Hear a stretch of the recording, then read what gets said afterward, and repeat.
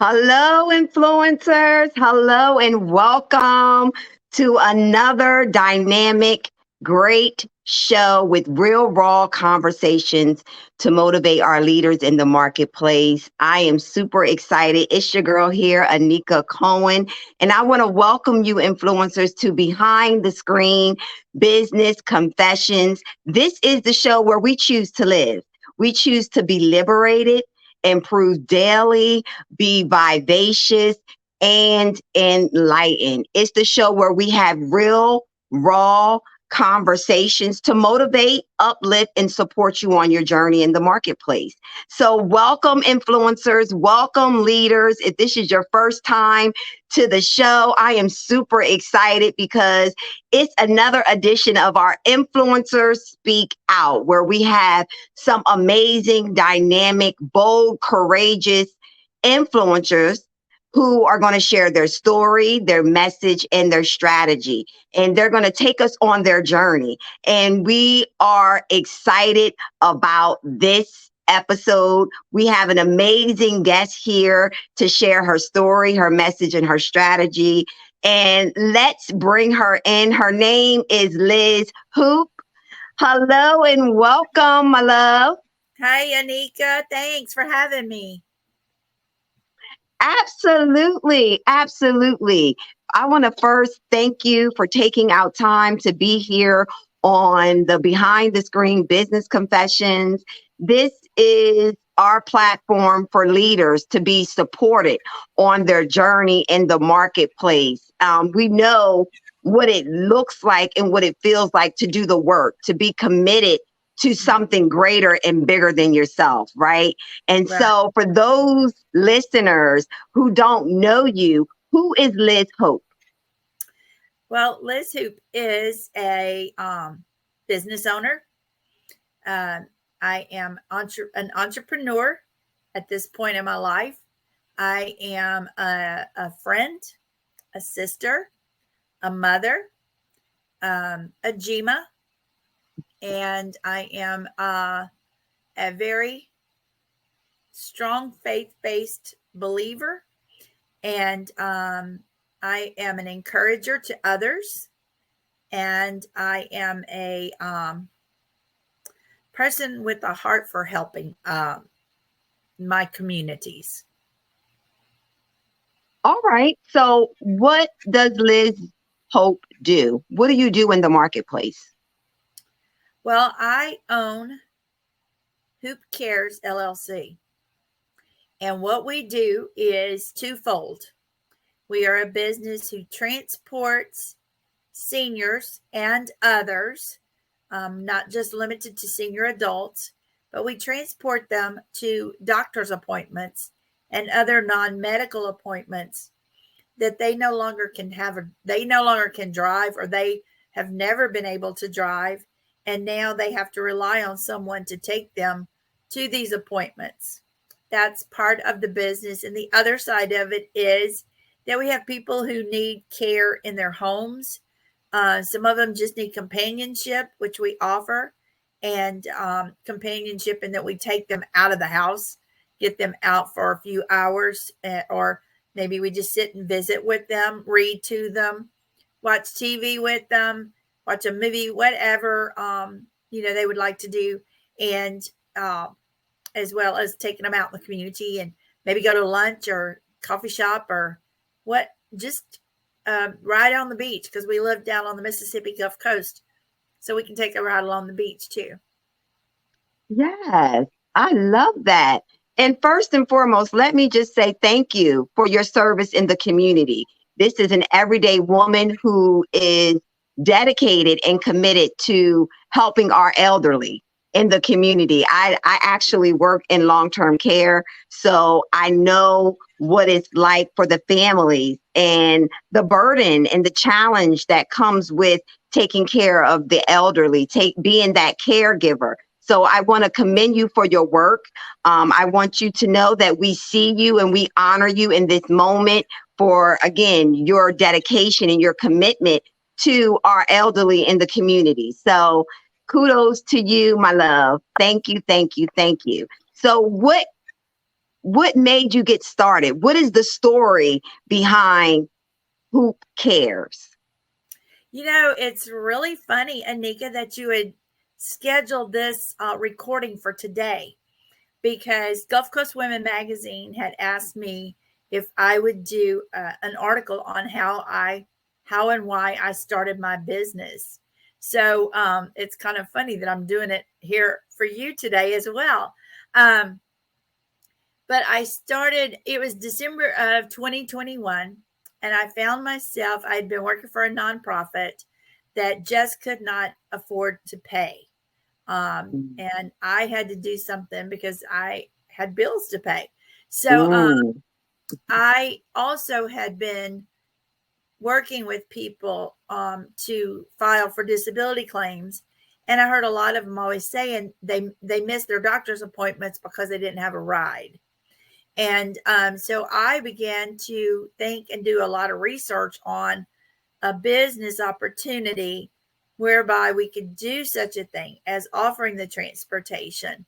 And that was what my initial reason for starting this business was. I said, there's a need, definitely been identified. I had talked to other entities. I talked to friends at Social Security who work with people filing for their disability. So I had heard, or I knew, what the need was there. And so once I opened that door to start that part, it was like 2 days later, and people were saying, who do you know that does caregiving? Can you offer that as well? So it just kind of was like, I didn't see the full plan on day one, but by day 3 I did.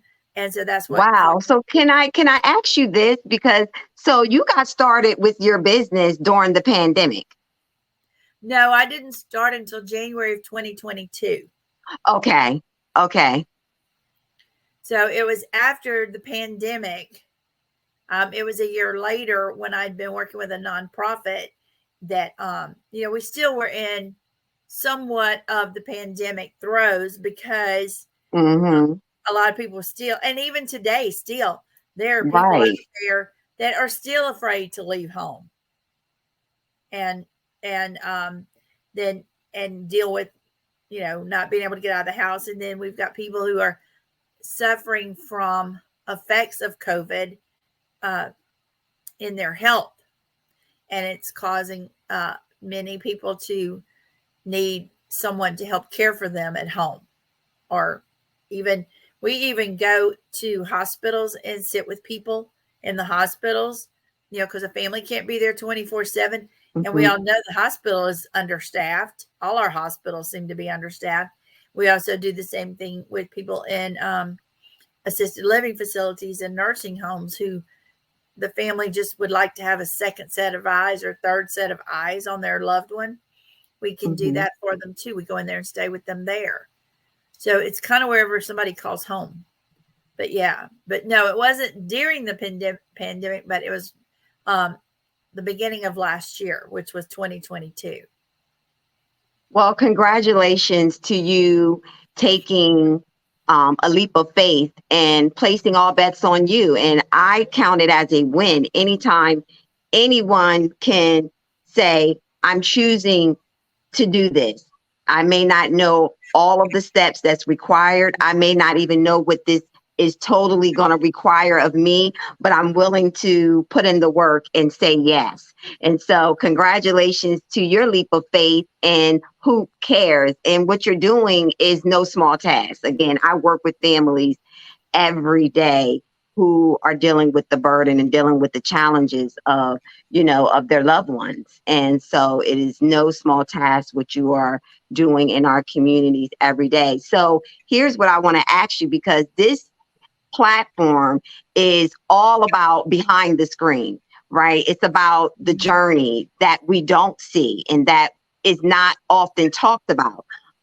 Because on social media, it can appear as though it's glamorous and everything is picture perfect. There's no errors. There's no trial. There's no tribulation, right? And I would like to ask you, what has been the greatest challenge for you to build your business and brand? What has that looked like for you? I guess my biggest challenge, like any company, has been employees. Um, it's been a challenge, but at the same time, it's like I tell people, I tell my employees, a lot of times I'll get a phone call from someone needing a caregiver, and I'm like, sure, we can take care of you. And then I hang up the phone, and I'm like, okay, God, where am I going to find a caregiver? And I'll get a caregiver. So I told somebody, it's like, I don't play matchmaker, but I play more caregiver, patient matchmaking, so that the patient, the caregiver is the perfect match for that patient, if that makes sense. But definitely it was finding people. That's one of the challenges I have. My second challenge that I had, and I've recently kind of resolved that one, was keeping up with everybody's time, keeping up with schedules. It was getting to be a bit overwhelming until someone introduced me to a program that I could do that with. And I mean, I'd been looking, but it's you're kind of, when you're looking on the internet and you're doing all this research, sometimes it's better if you know somebody who's using something that works for them, ask and share information. And I have some great collaboratives I work with when I have questions and I need answers, and we're all in this same kind of business. So I bounce ideas from them and vice versa. And that helps. I love that, because you have to be open, right? You have to be open and vulnerable to ask questions. So absolutely. Yeah, absolutely. But aside from that, that's really been my biggest challenge, like anybody, is personnel. But I've been very fortunate, and all my patients have caregivers that they love, and I think some of them would adopt them if they could. Some of them would move them in with them if they could. Yeah. I have a few of those, but for the most part, and then some of our clients are people that we're with like a couple hours, maybe one day a week or whatever. But that's really been it, just like anyone else, and just knowing where to turn when I needed help. That was my other challenge, and getting through red tape when you're trying to get onto programs that'll help to provide funding for your clients to be able to pay you, because I am private pay at this point. I don't take any kind of insurance, but I am working on some programs that are out there that will pay a person to get caregiving services. So yes. And oh my God, there's so much you said within that statement alone that I could just piggyback from, because there was something that you said earlier. You said you followed the need. There was a need and you were passionate about it and you followed the need. And for a lot of us, that is exactly what we're doing. We're following the need that we are passionate about. And when we do face the challenge, such as yourself having the personnel, not having the full staffing or the employees that you would like, you still find a way to make it work.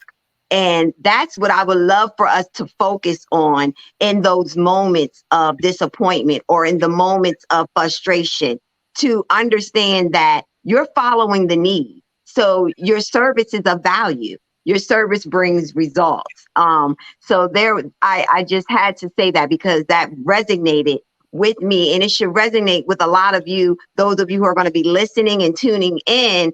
Put a 1 in the comment if you can resonate with that. When you get burnt out, it's easy to get burnt out, but we got to remember that we are following the need. There's a need that we are producing results for. So thank you for that reminder, Liz. So I have a question that I want to ask you on the opposite end of that. So what changes have you noticed since you said yes to entrepreneurship? And I'm referring to you, within yourself, within your mindset, however you want to internalize that question. I want you to focus on yourself. What changes have you noticed since you said yes to entrepreneurship? Well, it's like I told somebody one of the reasons I did this was because I was tired of yes ma'am, no ma'am to somebody else. Mm. And because of the passion that I have for other people, this allows me to do what I enjoy doing. Like the saying goes, if you do what you enjoy doing, you never work a day in your life. And while some days are very, very, very long, I mean, a morning can start at 5:30 a.m.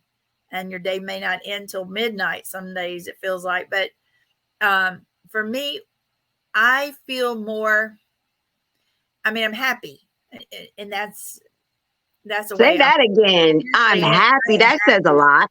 I'm happy with what I'm doing because I feel like I am fulfilling number one, the need, like you said, but I also feel like I am fulfilling what I'm my purpose. Yes, My purpose. exactly.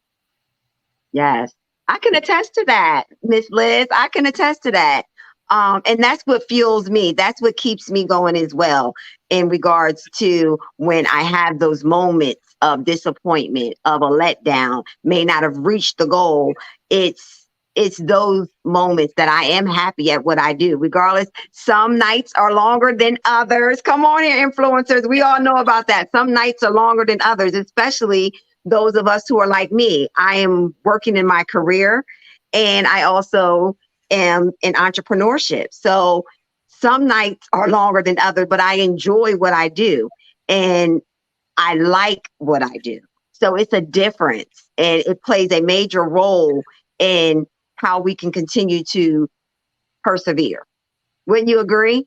Exactly. Yes. Right. Okay. So here's a little, it's not a game, but it is a category that you're going to have to choose from. So it's category A and category B. All right. So I'm going to these categories.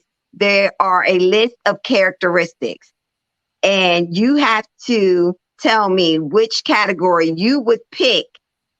All right. That you believe every entrepreneur needs to be successful. So the question is, which category do you believe an entrepreneur needs to be successful?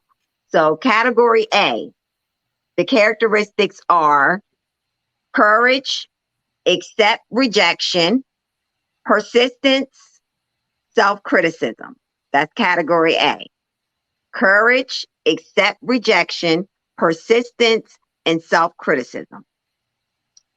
Category B, these are the characteristics: determination, accept failure, self awareness, selflessness. I'll repeat those. Category B is determination, accept failure, self awareness, selflessness. Which category do you believe an entrepreneur needs to be successful? I believe they need to be category B. Ooh, category B. And that was determination, accept failure, self awareness, selflessness. So we have a twist with this. I would like for you to tell me how you have used self awareness on your journey in entrepreneurship. How has self awareness helped you? Um, that's a very good question. Thank you. You're welcome. Self-awareness. Well, knowing what I needed to do and knowing that I was going to have to face obstacles, knowing that I didn't know everything that I would need to learn, hey, we're always learning, we're always training.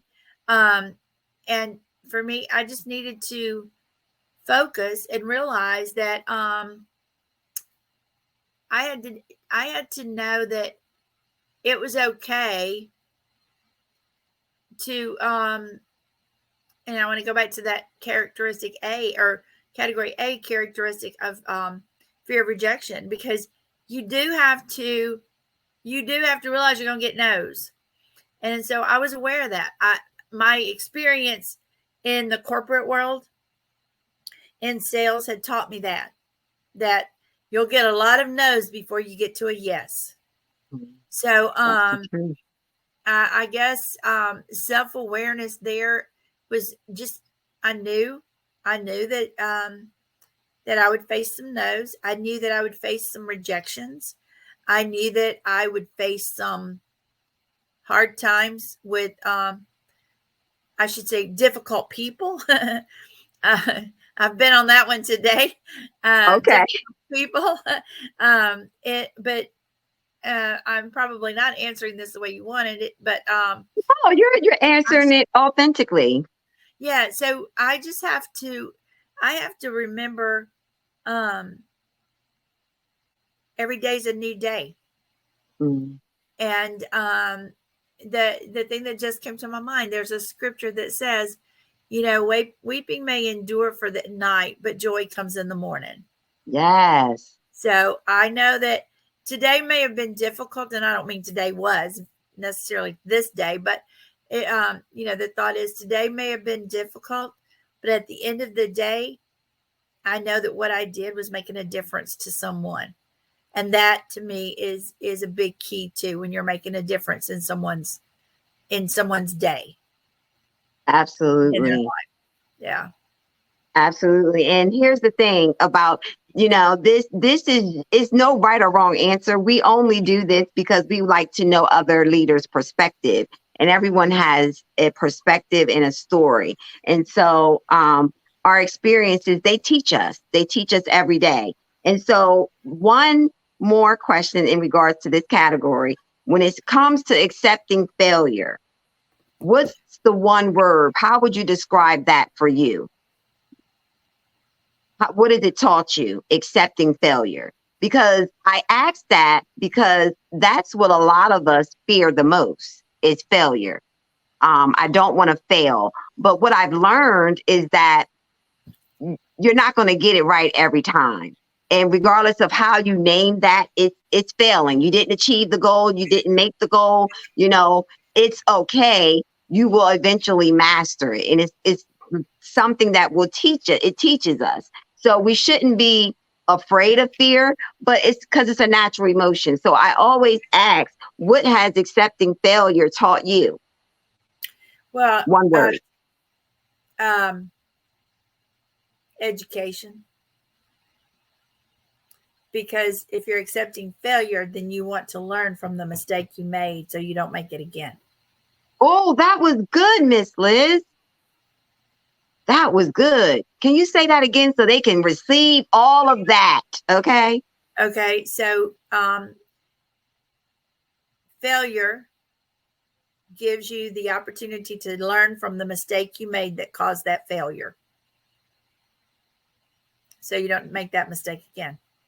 Yes, absolutely. Absolutely. So there you have it, ladies and gentlemen. All right. You are literally hearing it for someone who is living it every day. There is a deciding factor that I'm going to pursue purpose. That's what she said. This is her purpose. This is her passion, and she's fulfilling a need. So for those of you who are contemplating, you're on the fence about saying yes and fulfilling the need, because each and every one of us has purpose attached to our lives. Each and every one of us has a need to fulfill, but it's our responsibility to say yes to it. So thank you so much, Liz, for sharing with us your story and your message, and share with us how our community can connect with you, for those who would like to connect with you and follow you. Okay. Well, number one, they can find me on Facebook on my name, Liz Hoop. They can find my business page under Hoop Cares LLC. My email address is lthoop@gmail.com. And I'm on LinkedIn also as L Hoop, I believe is how that is. All right. Thank you. Thank you very much. So this is one question that I want to leave our audience with. All right. So what do you enjoy most about starting your business?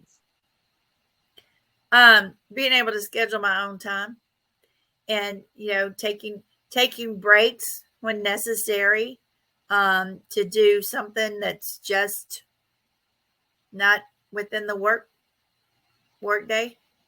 Like for instance, being able to take off in the afternoon and go to a movie or something of that nature with a friend. I'm not tied to an 8 to 5 schedule. I may be tied to a phone, but I'm not tied to an 8 to 5 schedule. And Right. so I like that part. I like being able to make my own schedule. Yes. What I heard was freedom and flexibility. Okay. Yes, Freedom and exactly. flexibility. Yes. I love it. I love it. So what advice would you provide to someone who wants to start their business? I tell people, if you're going to start a business, do your research. If you've got a business idea, do the research on it. See what's out there that maybe you can learn from. If it's a business that nobody else is doing, great. But research is key to finding the information you need and how to get started. And also, if you're thinking about starting a business, find a business coach to help you. Somebody who can help you with not just coaching you, but help you with your business plan and other things that you may need to get started.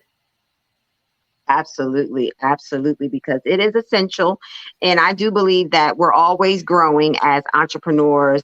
We're always growing and in order to grow, we have to be open to learning, meaning I don't have to know it all. And Yeah.